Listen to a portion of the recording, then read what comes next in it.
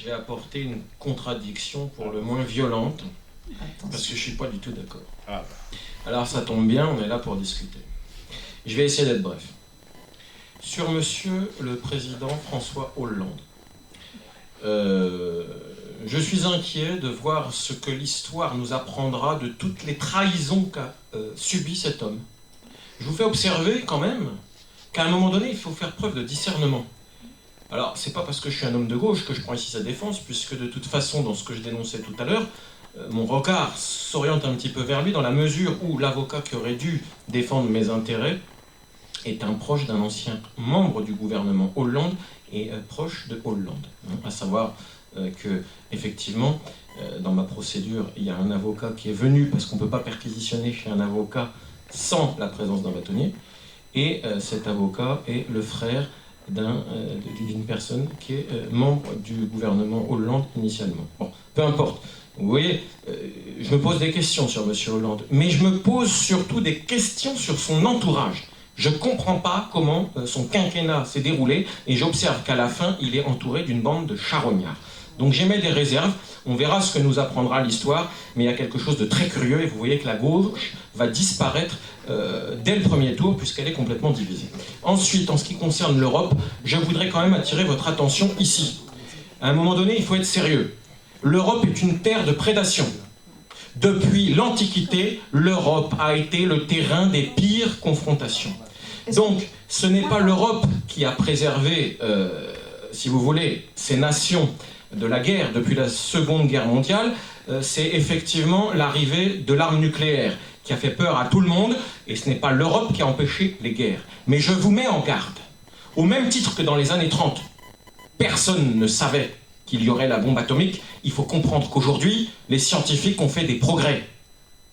Et il ne faut pas exclure qu'au moment où je vous parle, la Troisième Guerre mondiale soit en train de se préparer avec des armes qui permettent désormais de neutraliser l'atome militaire d'un côté et de faire la guerre de l'autre avec la même capacité de destruction.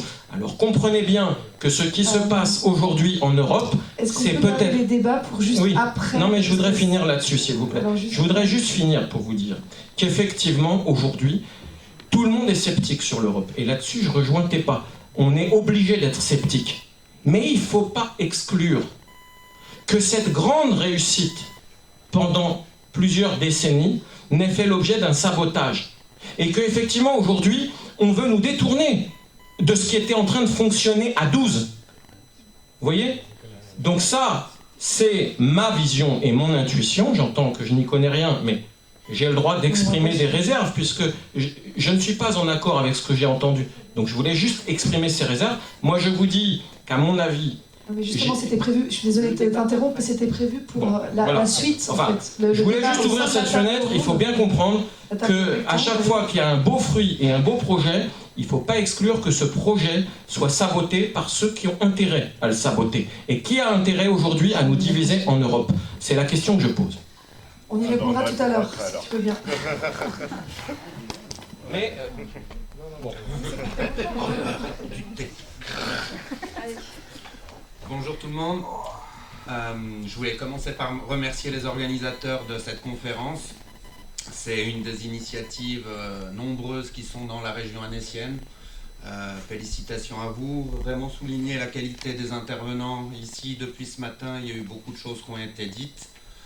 J'ai préparé un petit peu mon intervention. Le sujet sera d'une part les initiatives positives qui se passent au niveau national. J'en ai sélectionné 5, je veux dire c'est arbitraire et c'est toujours un petit peu compliqué de sélectionner des bonnes initiatives en limitant un nombre. Et ouvrir un petit peu une des visions du pourquoi on a tant de mal à nous unir, pourquoi on a tant de mal à travailler ensemble. Nous, entre guillemets, étant, on appelle ça comme on veut, des dissidents, des actions citoyennes, des mouvements alternatifs. Je veux dire, le terme, on voit bien que les termes sont dévoyés de n'importe quelle manière, de toute façon, au jour d'aujourd'hui. Au niveau des initiatives qui sont actuellement en train de se mettre en route, qui sont bossées depuis pas mal de temps, je vais en citer 5 avant de passer au deuxième point. Il y a Stade Citoyen, je ne sais pas si vous avez entendu parler de ça. Le 22 avril, il y a la plus grande agora qui devrait se mettre en place au Stade de France. Alors c'est 80 000 personnes qui devraient pouvoir se réunir. Il y a 18 personnes qui bossent sur ce sujet-là depuis plus de 2 ans. Tout a été donné au niveau des feux verts pour la location du Stade de France. C'est un budget général. Alors il y a un village éco-citoyen avec toutes les initiatives citoyennes, écologiques, les possibilités. Je veux dire, on sait tous très bien que des solutions, on en a tous. Je veux dire, on travaille dans notre coin sur des choses qui nous intéressent, mais des solutions, il en existe beaucoup, que ce soit au niveau monétaire, au niveau agriculture, au niveau citoyenneté, au niveau démocratie. Voilà, ça permet de faire un regroupement. Ils ont mis beaucoup d'outils informatiques pour pouvoir aller voter et tout ça. Alors, il faut savoir que ce budget-là, c'est 2 millions d'euros. Normalement, 1,8 million, c'est ce que se loue le Stade de France. Ils ont réussi à l'avoir pour 600 000 euros. L'ensemble de trucs avec les employés, c'est 2 millions. 80 000 personnes, c'est 25 euros l'entrée. Il y a un comité des sages qui s'est mis avec le Pierre-Yves Rogérant du Cercle Aristote. Je veux dire, c'est des garanties de transparence et ça fait pas mal avancer les choses.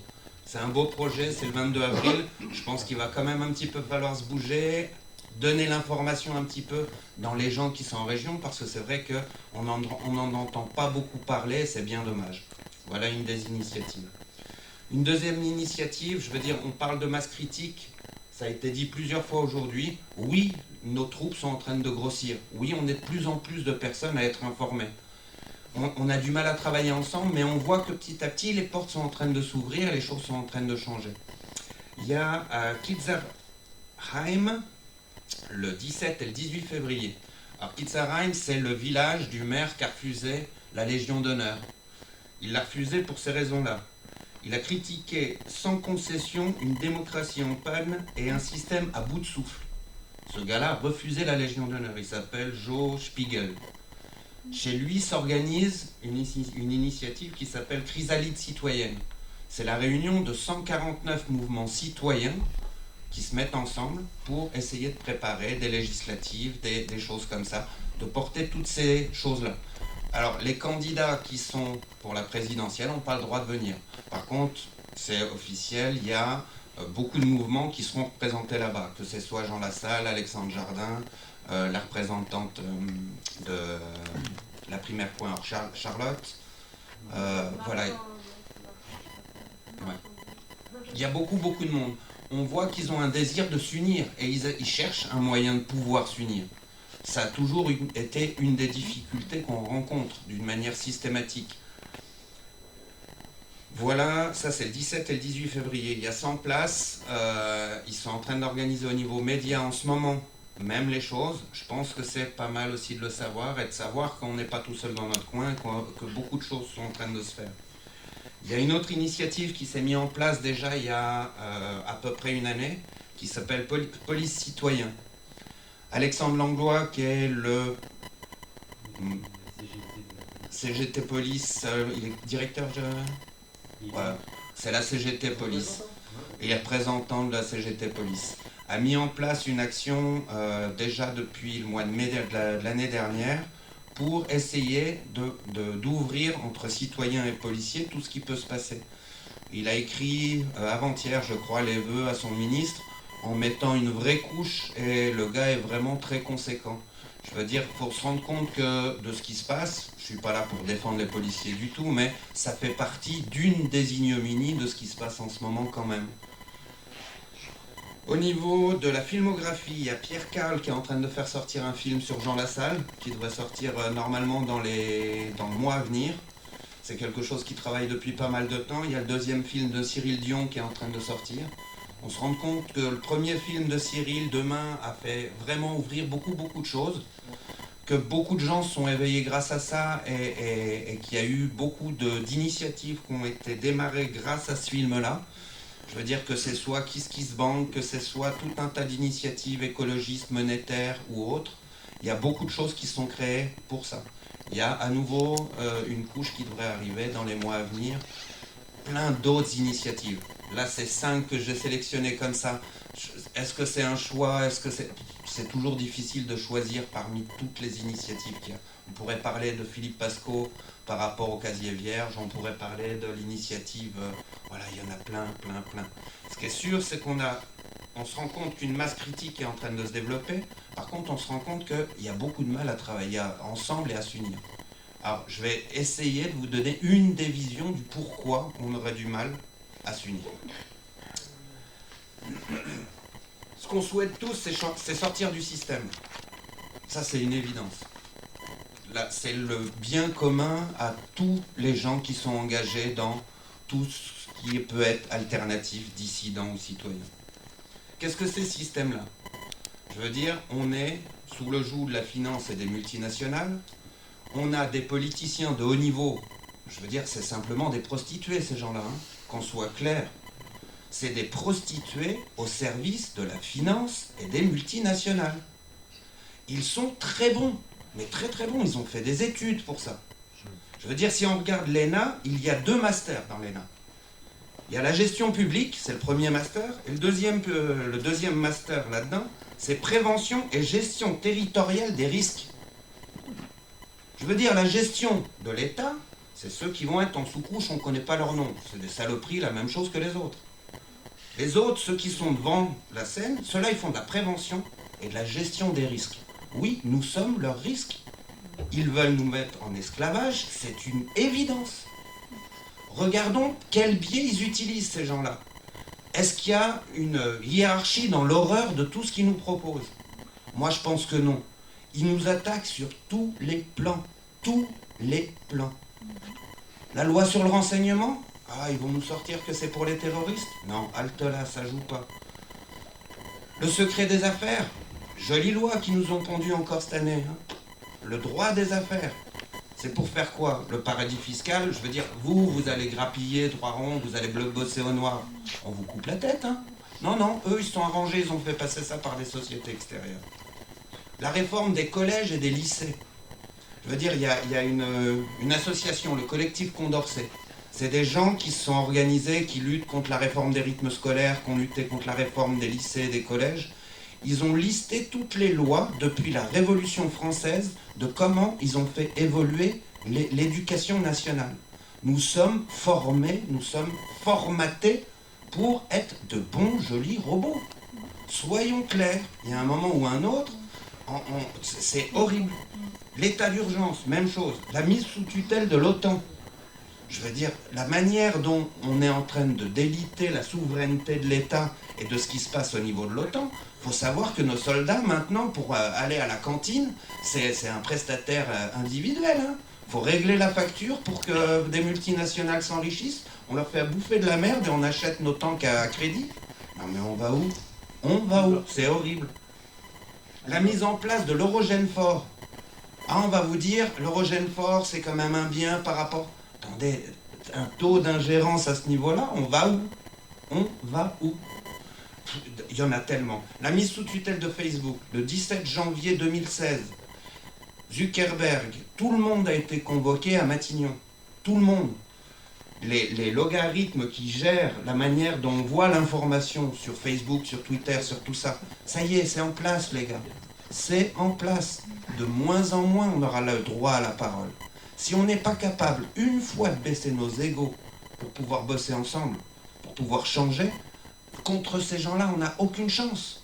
Aucune chance. Si on ne se bouge pas le cul maintenant, à un moment ou à un autre, l'horreur allant de plus en plus loin chaque fois, ça ne peut pas marcher. Dans le pourquoi, nous sommes responsables de ce qu'on est en train de faire. On peut dire, l'ennemi il est trop gros, il a tellement de moyens. Et il y a un moment, on est quand même des êtres humains, intelligents, capables de se parler. Je veux dire, moi je peux pas aimer tout le monde, oui, mais je peux respecter le travail des autres. Je suis au croisement de beaucoup de choses dans la dissidence et ci et ça, j'ai rencontré pas mal de monde. Ce qui me choque à chaque fois, c'est que je tombe sur des types extraordinaires. Et ils me disent tous qu'ils ont la solution. Il n'y a pas la solution.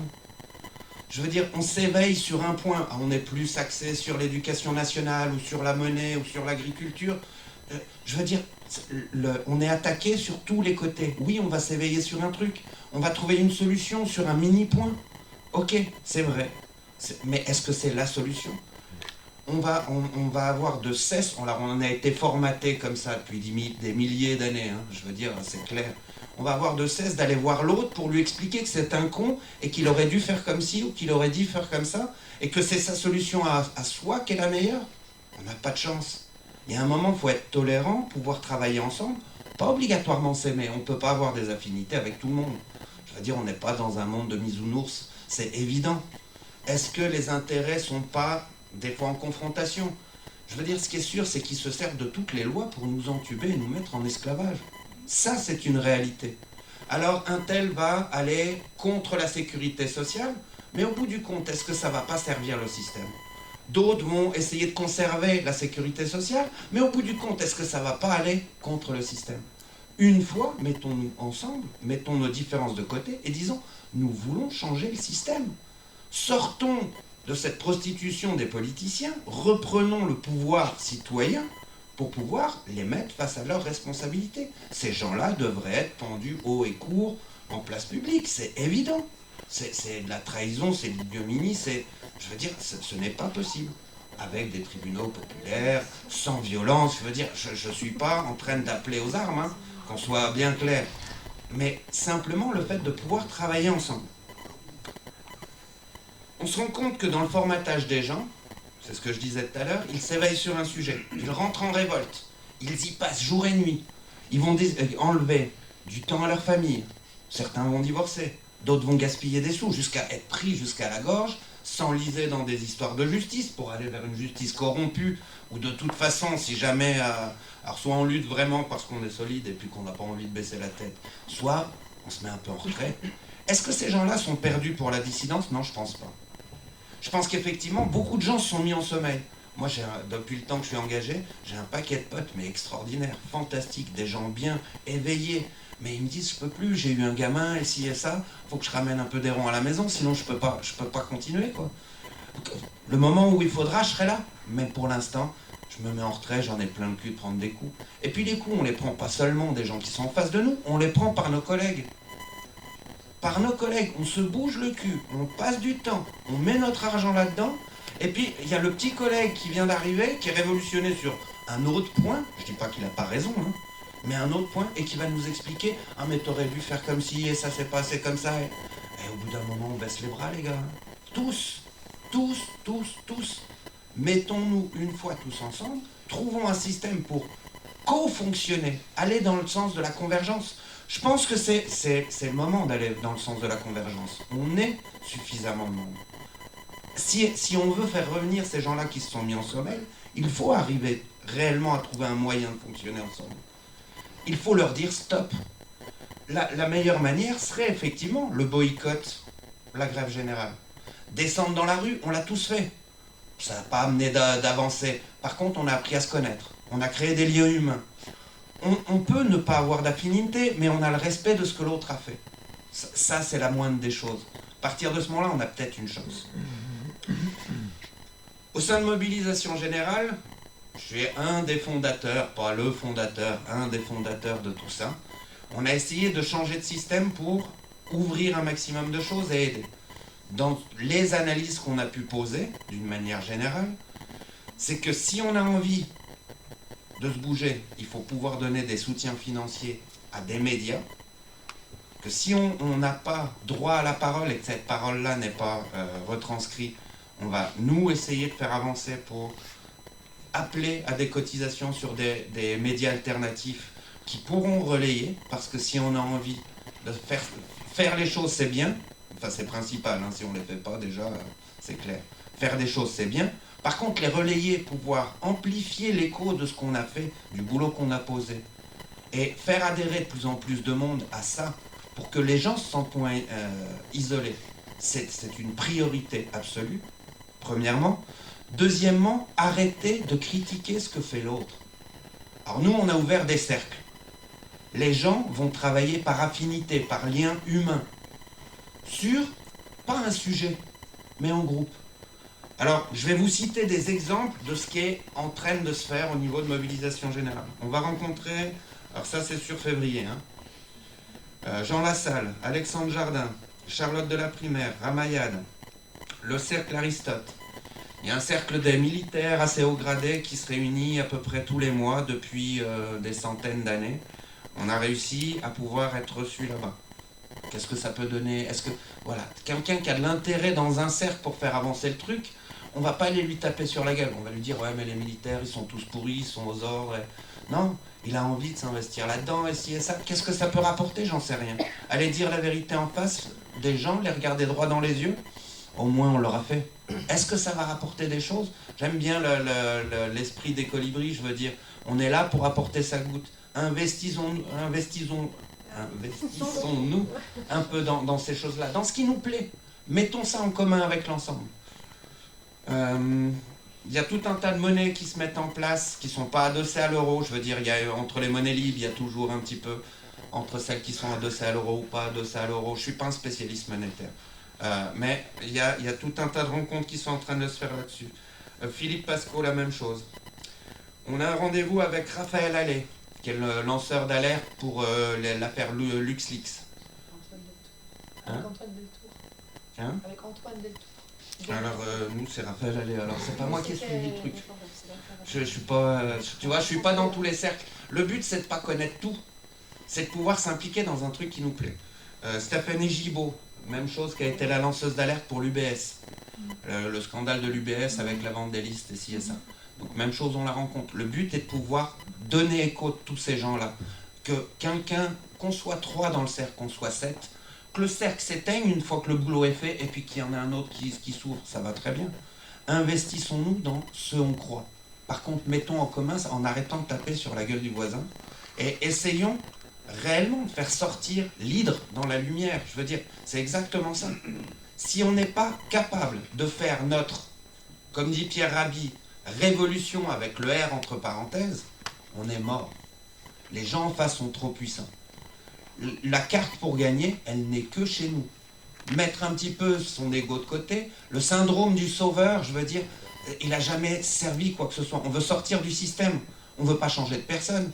Vous remettez d'autres personnes à la place, à la tête du système. De toute façon, ils seront corrompus. La finance, les multinationales sont trop puissantes. Ils vont servir de la peur, du formatage, de tout un tas de choses. Voilà un petit peu une des visions. Je ne dis pas que j'ai raison. Je défends un point de vue. Je ne cherche rien à imposer aux autres. Je voulais juste partager un point de vue qui a été développé d'une manière collective. Et je pense qu'on est toujours beaucoup moins con quand on a plusieurs angles de vision sur une situation que quand on est tout seul dans son coin. Voilà. Merci.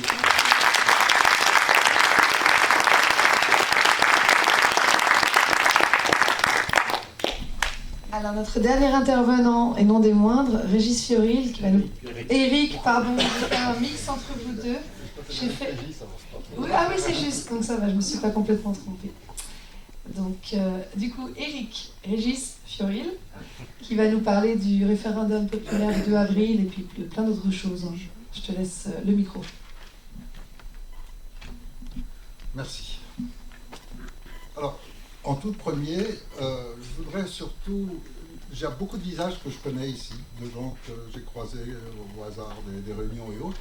Je voudrais que les gens qui n'ont jamais participé à aucune des équipes qui sont là, ou des mouvements qui sont ici, ou qui sont sur Facebook, etc., c'est-à-dire ceux qui sont arrivés uniquement parce qu'ils ont reçu le tract les avisant de cette réunion d'aujourd'hui. Vous voulez bien lever la main, cela ?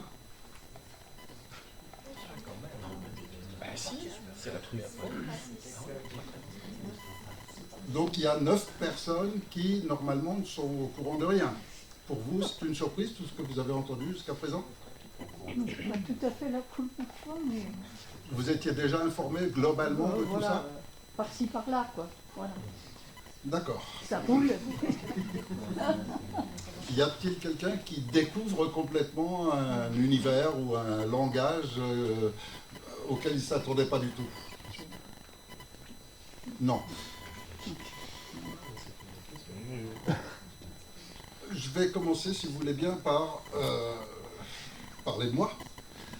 Je vais vous expliquer pourquoi j'en suis arrivé là où je suis maintenant. Dans un premier temps,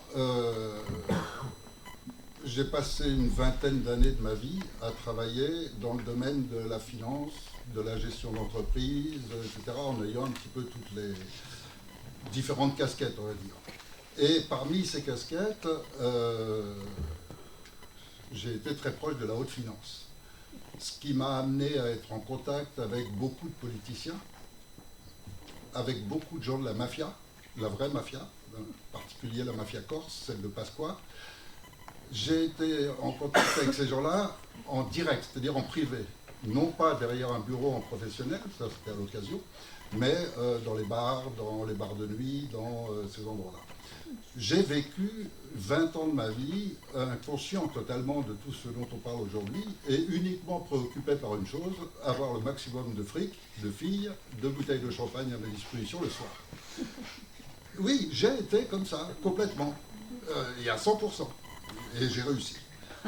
Quand je dis j'ai réussi très bien, économiquement, on va dire. Et puis, en même temps, il s'est trouvé que j'ai eu un mentor, un monsieur très spécial qui s'appelle Albert Minsky, dont vous ne connaissez pas le nom, qui est pourtant un personnage assez exceptionnel, puisque c'est un homme qui était l'un des directeurs des services secrets français, ce qu'on appelle la piscine, le SDES. Et Albert Minsky a monté un club privé à Paris, qui s'appelle le King Club, qui se trouve rue de l'Échaudé, et qui est un club très particulier. Il y a une discothèque en bas, il y a différents restaurants avec des salons privés pour les politiciens le midi, et il y a un dernier étage réservé aux habitués, vraiment aux proches, qui est un étage piano-bar. Et Albert Minsky est un homme qui a de multiples dons. C'est lui qui a écrit les musiques, par exemple, que vous entendez dans les génériques de Roland Garros ou un tas de trucs du Festival de Cannes, etc. Donc il écrit des musiques. Il est également un très gros financier et mécène de gens du showbiz. C'est ce qui fait que dans sa boîte, tout le monde du showbiz passe par là systématiquement. Et c'est lui qui a ramené Johnny Hallyday, par exemple, des États-Unis après son échec. Il lui a financé l'avion, il lui a monté la salle du Zénith et tout pour relancer Johnny Hallyday en France. Toutes les grandes vedettes françaises sont chez lui. Ce qui fait que naturellement, je les ai connues, puisque lui m'a adopté un peu comme un fils. Et il m'a aussi conté toutes les histoires, enfin une bonne partie en tous les cas des histoires, et m'a présenté beaucoup de politiciens pour faciliter mes affaires économiques, puisqu'à cette époque-là, je vendais du diamant, des émeraudes, des saphirs, et je travaillais dans tout le domaine de la pierre précieuse. Donc, c'est comme ça qu'il m'a mis aussi en rapport avec des gens comme Pasqua et toutes ces équipes de Corse qui échangeaient les faux billets. C'est comme ça que j'ai découvert le marché de la fausse monnaie, que j'ai découvert le marché des faux chèques, et j'ai découvert aussi les entreprises de Chirac, qui, à cette époque-là, donc avec Mitterrand, ils se battaient pour avoir la place, et ils avaient monté des officines qui consistaient à piller les entreprises avec des fausses traites, avec la complicité d'un banquier. Le principe consiste simplement à offrir à une entreprise qui est un petit peu en difficulté beaucoup d'argent disponible en échange de traites bidons. L'entreprise met les traites bidons sur son compte, 3 mois après le coup. Et donc, par cette méthode, Chirac s'est fait un fric énorme. Il avait des officines dans tous les arrondissements de Paris, je suppose dans les autres villes de France. Mais à cette époque-là, je ne connaissais que Paris. Et puis, de tout cela, si vous voulez, j'en ai arrivé à évoluer moi-même et à me dire que dans la vie, il y avait peut-être des choses plus importantes que seulement vouloir gagner du fric et mener la belle vie. Et puis, j'ai commencé à vouloir dénoncer tout ce que je savais. Et j'ai écrit La démosophie en 1988 ou 89. J'ai écrit ce livre surtout parce que de voir tout cela, j'ai voulu étudier ce qu'était la République. L'étudier, c'est-à-dire comprendre tout le système. Donc j'ai cherché, je l'ai étudié à titre personnel, et j'ai découvert un système aberrant. C'est-à-dire que si nous tous on est ici dans cette salle et puis que demain le monde s'arrête autour de nous et puis que tous ensemble on se dit voilà, il faut qu'on s'organise, on a ça comme espace pour vivre.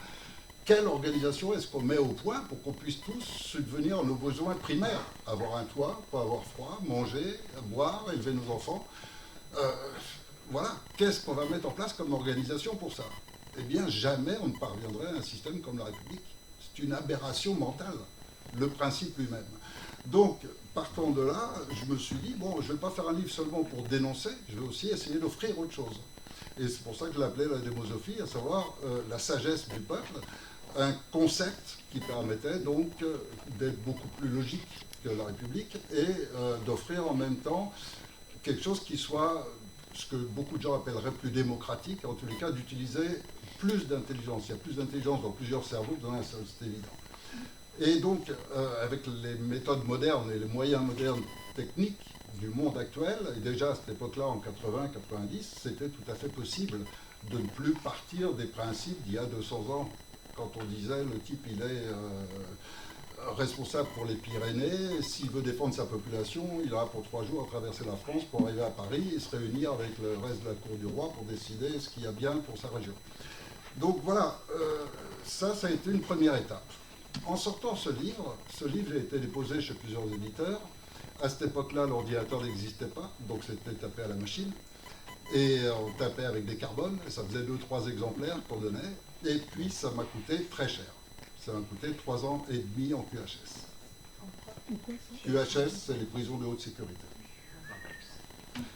Et donc j'ai passé 3 ans et demi en QHS, presque exactement de la même manière que Fritz Springmeier. Fritz Springmeier est celui qui a étudié pendant 20 ans les sectes des Illuminati et a sorti un jour un livre dénonçant tout ce qu'il avait découvert. Le lendemain, il était accusé d'avoir cherché à cambrioler Fort Knox. Et du coup, il a pris 7 ans de prison. Moi, on m'a accusé d'être l'organisateur de tous les hold-up de banques qu'il y avait eu, et de prise d'otages, etc., de la région où j'étais, et pour lesquels ils n'avaient pas de criminels. Donc c'est moi qui ai été accusé de ça. Après, j'ai vu défiler les gendarmes qui ont témoigné m'avoir vu personnellement sortir de la banque, leur tirer dessus, avoir pris des otages et tout. J'étais parti pour des ennuis très graves. La chance que j'ai eue, c'est que peu de temps avant, j'avais monté un cabinet juridique qui a été agréé par un tribunal et que l'un des braquages de banque avec prise d'otages s'est déroulé le même jour que j'avais une réunion avec le président de ce tribunal et avec différents chefs d'entreprise et avocats. Ce qui fait que, quelques temps après, on a pu me disculper complètement de ce braquage-là. Pas de tous, mais au moins, en tous les cas, ça faisait tomber les témoignages des gendarmes et tout était démontré comme faux. Ce qui n'a pas empêché qu'après, ils m'ont remis 11 accusations. Et je détiens des records, si ça vous amuse, je détiens des records en matière d'accusation. Par exemple, pour avoir dit que c'était toute une cabale montée contre moi, j'ai pris 3 mois de prison ferme pour outrage à magistrat, pour avoir osé dire ça. J'ai pris 6 mois de condamnation à la prison ferme pour publicité mensongère. Parce que pour un de mes clients, j'avais préparé un tract publicitaire pour des artisans du bâtiment, disant donc qu'étant tous les artisans liés à cette association étaient, comme dirais-je, étaient de vrais artisans ayant la décennale, ayant les garanties, etc. Et on avait donc, je travaillais pour ces artisans au sein de mon cabinet, et on avait donc émis un tract pour faire de la publicité, sur lequel était indiqué qu'il y avait un numéro de téléphone par lequel on pouvait contacter le bureau de l'association de ces artisans. Et forcément, ils m'ont arrêté, ils ont fermé tout, ils m'ont tout saisi, et on m'a accusé de publicité mensongère, puisque comme j'étais en prison, je ne pouvais plus répondre au téléphone. Et j'ai pris 6 mois de prison ferme pour ça. Donc il y a des choses assez extraordinaires dans la justice, ce qu'on appelle la justice. Alors, à la sortie de ça, j'étais un peu dégoûté de la France, un peu dégoûté de tout, de tout ce monde-là. Et donc, je suis parti vivre pendant 20 ans aux îles Canaries, où là, j'ai exercé dans la médecine. J'ai monté une clinique, une seconde, une troisième, essentiellement dans le domaine de la chirurgie maxillofaciale. J'ai été enseignant en odontologie holistique, donc j'enseignais sur 2 universités, je recevais les étudiants en formation pour leur apprendre l'odontologie holistique. Et en même temps, j'ai recruté des médecins en naturopathie, donc des Allemands, des Anglais, des Français même, qui venaient travailler un peu dans le domaine de la santé. Et puis petit à petit, j'ai appris avec ces gens-là à découvrir ce qui se passait au niveau de la santé aussi, au niveau des vaccins, au niveau des laboratoires, au niveau des traitements, et j'ai découvert énormément de choses qui m'ont replongé dans mes soucis d'avant et qui m'ont amené à réécrire la démosophie en 2004 ou 2005. Et il se trouvait qu'en plus, à cette époque-là, en plus de mes cliniques, j'avais aussi d'autres activités. J'avais 10 ou 11 entreprises environ. J'ai monté aussi j'ai travaillé comme présentateur d'une chaîne de télévision. Et de ce fait, c'était une petite chaîne locale, de ce fait, j'ai été invité à une chaîne nationale. Et j'ai profité de cette chaîne nationale au moment où est sorti le livre de la démosophie pour dénoncer durant cette émission qu'il y avait un gouvernement supranational représenté essentiellement par le Club Bilderberg qui contrôlait tous les gouvernements et que systématiquement les élections ne se faisaient pas du tout comme le public le croit. À savoir qu'au départ, le Club Bilderberg sélectionne les postes clés, car on s'en fout complètement de qui est le président. Ce qui importe, c'est qui va signer les contrats avec les laboratoires, donc le ministre de la Santé, etc., etc. Et il faut préparer un entourage autour. Par exemple, Hollande, quand il a été élu, la première chose qu'il a fait, c'est d'aller aux États-Unis pour demander aux multinationales aller chercher le conseiller. Et on lui a donné sa conseillère, qui est une Américaine travaillant pour les multinationales américaines, qui est maintenant la conseillère de Hollande. Et ça fonctionne toujours comme ça. Et tout ça se décide par le Club Bilderberg. Et le président, c'est-à-dire ceux qui ont vraiment une chance, je ne parle pas de tous ces gens qui se présentent et qui se battent parce qu'ils sont intègres, je parle de ceux qui sont prévus. Et ceux qui sont prévus ont l'obligation d'accepter tous les postes à l'avance. Donc vous avez par exemple 5 postes clés qui vont contrôler le pays, l'intérieur, l'économie, la santé, l'éducation nationale, etc. Ces 5 postes clés sont prévus avec les conseillers qui vont les entourer. Et ensuite, vous avez 4 types qui se présentent au présidentiel, et le Club Bilderberg a prévu que ce seraient ces 5 types. Vous pouvez voter pour n'importe lequel, vous aurez de toute façon ces 5 types. C'est comme ça que ça fonctionne. Donc tout le jeu des élections est un mensonge depuis très longtemps. Très très longtemps. Et quand tout à l'heure, je ne sais plus quel intervenant vous parlait de l'histoire qui est falsifiée, elle l'est, mais complètement, à tous les niveaux. Ça commence aux pyramides d'Égypte et ça se termine à la Révolution française qui ressemble en rien à ce qu'on vous raconte à l'école. Et on peut continuer comme ça jusque par exemple, cette première république qui n'a jamais existé, qui a été inventée purement et simplement, la deuxième pareil. Tout ça, tout est mensonge. Tout. Et on découvre, quand on fait vraiment des recherches, ce qu'est un principe qui conduit tout leur système, qui s'appelle la Massa Douma. La Massa Douma, c'est un concept inventé par un type qui s'appelle Jacob Frank, qui consiste à ne jamais rien faire sous son propre visage. Donc le principe consiste toujours à présenter l'image opposée à la vôtre même. Et si vous observez bien votre télévision, vos journaux, les discours de vos politiciens, si vous observez tout ça, vous verrez que tout fonctionne sur le principe de la Massa Douma. Et leur grande force, elle est là. Et c'est pour ça que quand on accusait monsieur d'être paranoïaque, aujourd'hui, vous avez tous intérêt à drôlement être paranoïaque. Parce que c'est seulement en étant paranoïaque que vous doutez des choses, que vous méfiez de tout et que vous commencez à découvrir la vérité. Et aujourd'hui, être en bonne santé mentale, c'est être paranoïaque.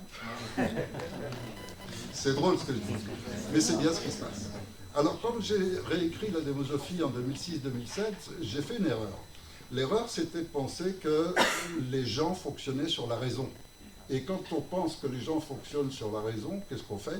Eh bien, on se dit, la République est un système tellement stupide et absurde qu'il suffit seulement que dans mon livre, d'abord, toute une première partie pour exposer tous les mensonges de l'histoire et comment on en est arrivé là, et le rôle des Illuminati, qui a commencé par les Illuminés de Bavière et qui ensuite a pénétré la franc-maçonnerie, a complètement dévoyé la franc-maçonnerie. J'ai fait tout ce chemin durant pratiquement la moitié du livre. Et puis l'autre moitié du livre, c'était pour mettre en parallèle cette absurdité qu'est la République avec la logique simplement. Et la logique nous conduit à un système de gouvernance qui n'a rien à voir avec la République. En me disant, les gens étant simplement sensés, en lisant ça, c'est une évidence qu'on aboutit à un système qui serait donc la démosophie, qui peut revêtir différentes formes, mais en tous les cas qui sont des formes logiques. Et ça a été une erreur dans la mesure où effectivement les gens ne fonctionnent pas beaucoup à la raison, ils fonctionnent beaucoup plus à l'émotion. C'est pour ça qu'un bon politicien qui sait utiliser la voix, qui sait utiliser le charisme, et puis tous les mises en scène qui se font autour, peut obtenir des voix, peut obtenir des résultats, et c'est comme ça que tout notre monde fonctionne, et la télé-réalité, toutes ces conneries, tout ça c'est en train de faire rejaillir de l'humain son aspect animal, son aspect le plus primaire, avec les divertissements, les jeux vidéo, etc. Tout est fait pour aller dans ce sens-là aujourd'hui. Or, la raison, elle diminue en proportion. Et donc, c'était une erreur dans ce sens-là. Alors, j'ai essayé de la rectifier en déclenchant un congrès, à Tenerife même, aux Canaries, un congrès de tous les gens qui s'étaient liés à travers ce premier ouvrage, qui avait été traduit en 4 langues. Donc, ça faisait qu'il y avait des Italiens, des Roumains, il y avait des gens du Chili, du Venezuela, d'Allemagne, enfin un petit peu de partout, et on s'est tous retrouvés à ce congrès à Tenerife pour, à ce moment-là, la démosophie.